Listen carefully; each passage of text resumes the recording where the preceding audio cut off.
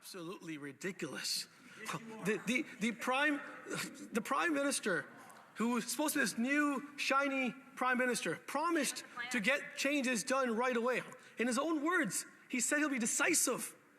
Every single day that goes by, Mr. Speaker, 1,600 people are victims of crime. The member talks about being patient. He wants us to be patient when people are dying in this country. Shame on them. Shame on them, because people are actually dying.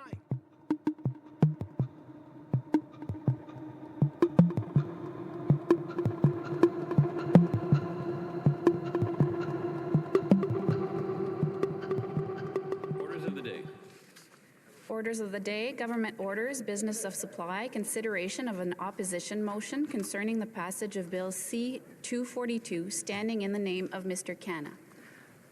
Mr. Canna, seconded by Mr. Melillo, moves that, given that A, violent crime is up 55% under the Liberal government and repeat offenders continue to be released because of Liberal catch and release laws, and B, the Liberal government promised to pass criminal justice reform 6 months ago but has failed to do so. In order to keep repeat offenders in jail and keep Canadians safe, the House is of the opinion that Bill C-242, an act to amend the Criminal Code and the Department of Justice Act, also known as the Jail Not Bail Act, must pass, and is committed to sitting extended hours, holding an expeditious committee study, and undertaking such other procedural measures as may be necessary to pass it at the earliest opportunity. The honourable member for Oxford. Well, thank you, Mr. Speaker. I'll be splitting my time with the honourable member from Brantford, Brant, South Six Nations. It's always an honour to rise in the chamber to fight for law-abiding Canadians. Mr. Speaker, the Liberal bail reform experiment, the results are in. And they failed. They failed our victims. Their policies have failed survivors, their families. They failed Canadians. And if you look at the news headlines that Canadians are waking up every single day, they're tragic. They're heartbreaking. Extortions are running wild in our community. In BC, in Surrey, in Peel, in Calgary, businesses are scared. They're not even picking up phone calls coming from unknown phone numbers. We hear stories about broad daylight shootings, of murders, of a grandmother who went out to buy groceries, randomly stabbed and killed on the streets. A grandmother, 70-year-old, out to buy groceries, killed. We have violent carjackings, home invasions. The place you're supposed to be the safe the most, your own home, Mr. Speaker. That is supposed to be your castle. That is supposed to be where you can stay in peace, raise your family, live life. And now those areas are being targeted by repeat violent offenders. Crime is up thanks to their failed Liberal policies.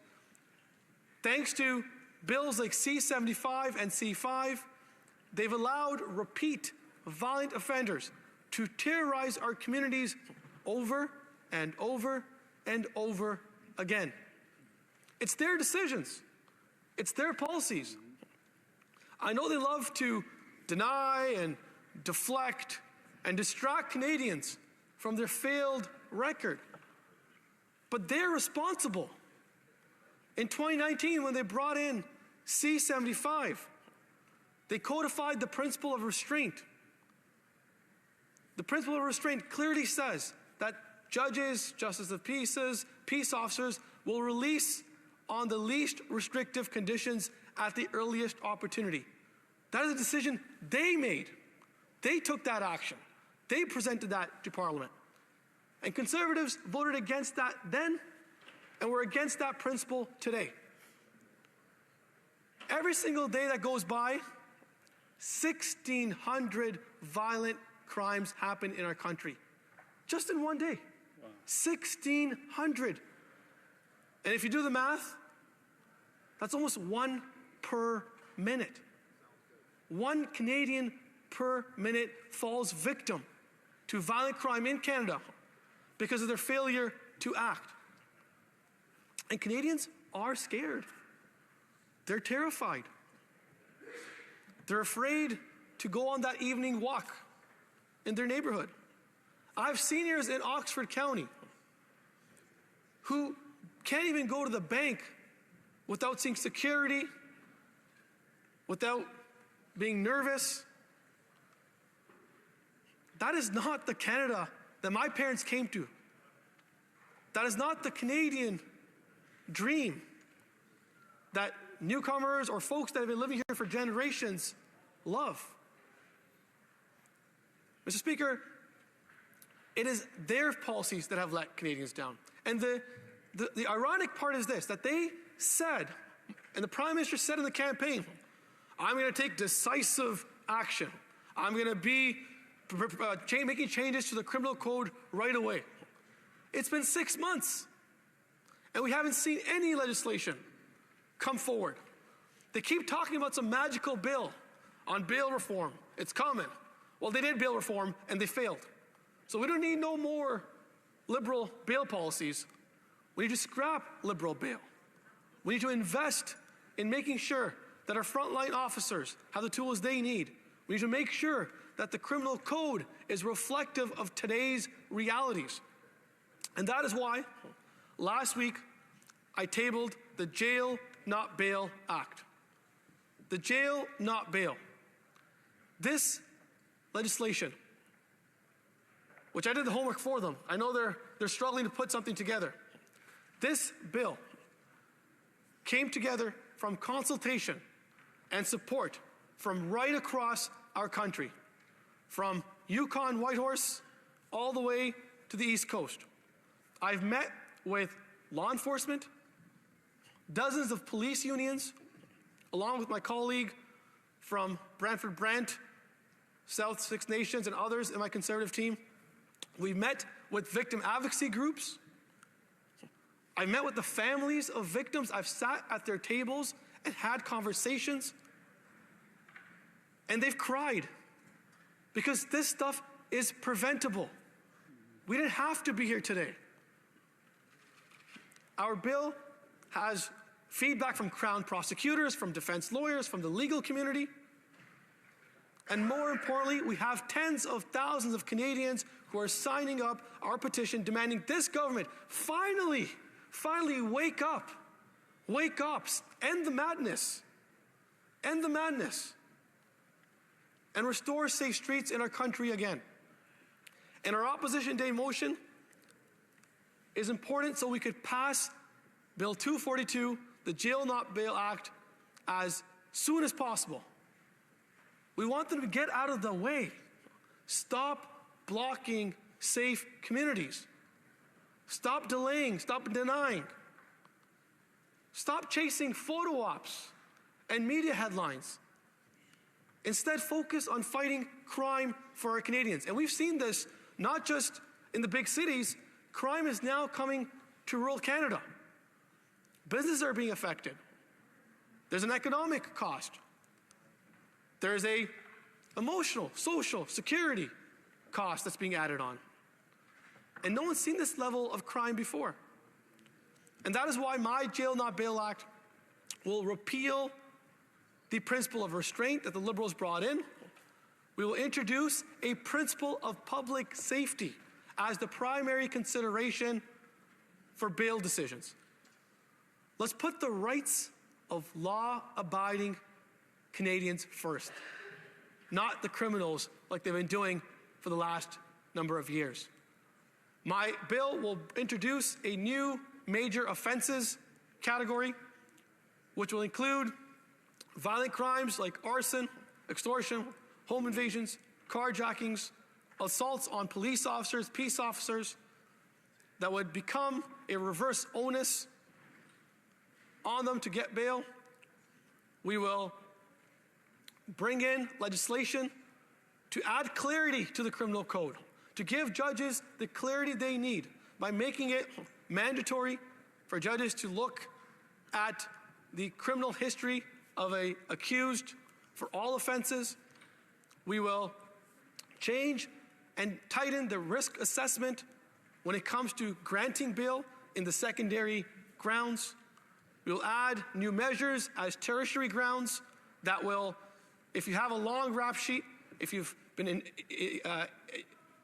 charged and convicted of an indictable offense in the last 10 years, you're released on bail, and you get caught again, there should be no bail.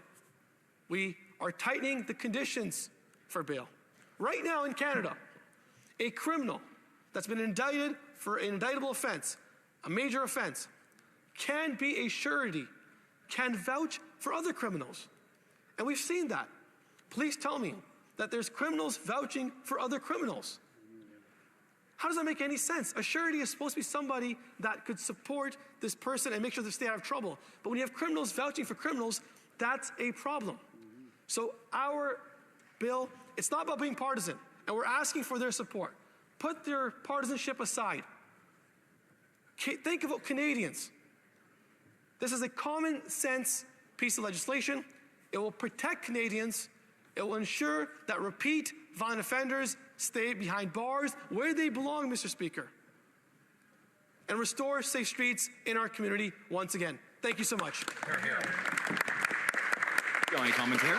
The Honourable Parliamentary Secretary, the Government House Leader. Get this one right. Yes, thank you, Mr. Speaker. You know, I find it somewhat unfortunate in the sense that, you know, just under 6 months ago, Canada elected a new Prime Minister, which put together a number of agenda items that came out of the election. One of the commitments that the Prime Minister has made was to bring forward bail reform legislation that is going to be coming out this fall. Now, the Conservatives, in a preemptive strike, feel that, you know what we're going to do? We're going to try to come out saying we're tough and blame the Prime Minister for not doing enough. There's a responsibility of the Prime Minister, Mr. Speaker, to do the proper consultation, work with the Cabinet and the many different stakeholders in order to present that bail reform legislation. Does the member not recognize that there is that need, and can he not be patient and wait? Order. Order. We'll have a little order. The Honourable Member for Oxford. That is absolutely ridiculous. The Prime Minister, who was supposed to be this new, shiny Prime Minister, promised to get changes done right away. In his own words, he said he'll be decisive. Every single day that goes by, Mr. Speaker, 1,600 people are victims of crime. The member talks about being patient. He wants us to be patient when people are dying in this country. Shame on them. Shame on them, because people are actually dying. When Bailey McCourt's family is calling us and crying in tears because her daughter would have been alive if my bill had been passed, that's something they should wake up and look at, because Canadians are dying and it's their inaction. They're all about photo ops. They're all about, the headlines. Why are they delaying action?